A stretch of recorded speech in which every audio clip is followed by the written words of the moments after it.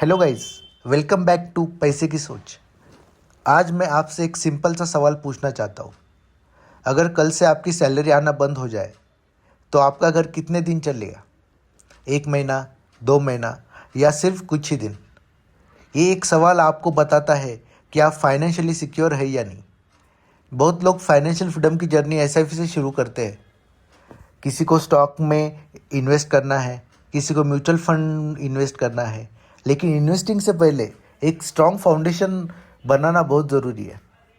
आज की वीडियो में मैं आपको 3 सबसे इम्पोर्टेंट स्टेप्स बताऊंगा जो हर मिडिल क्लास फैमिली को इन्वेस्टिंग शुरू करने से पहले कंप्लीट करनी चाहिए।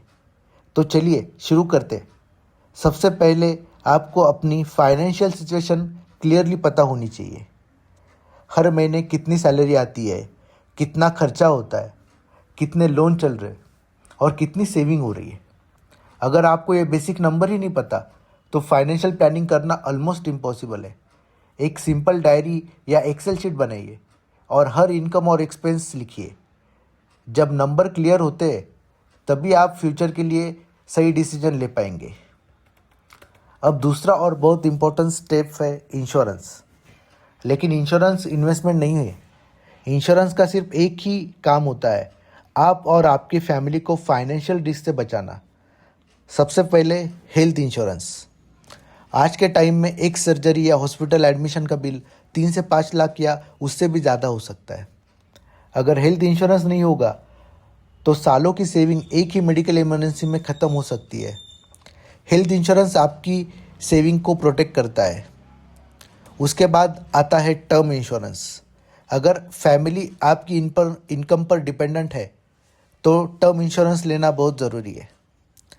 अगर अर्निंग मेंबर के साथ कुछ अनएक्सपेक्टेड हो जाए तो फैमिली को फाइनेंशियल सपोर्ट मिलना चाहिए।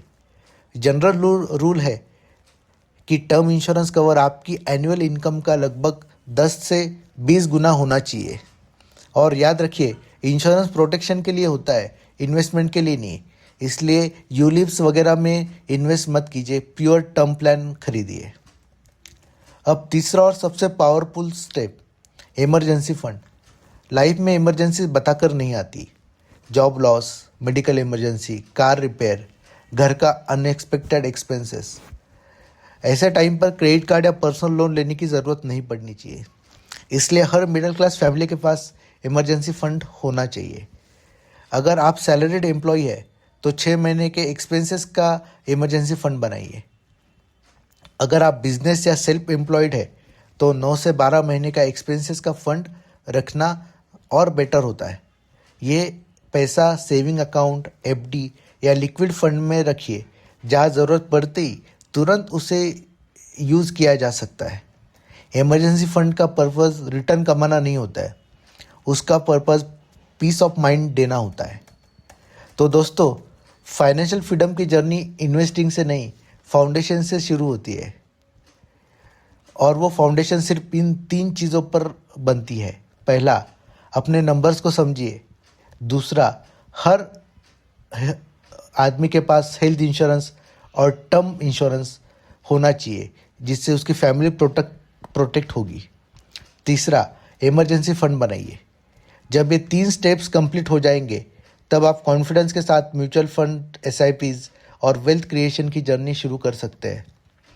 इसी फाउंडेशन की वजह से फाइनेंशियल सेटबैक्स आपको फाइनेंशियली तोड़ नहीं पाएंगे।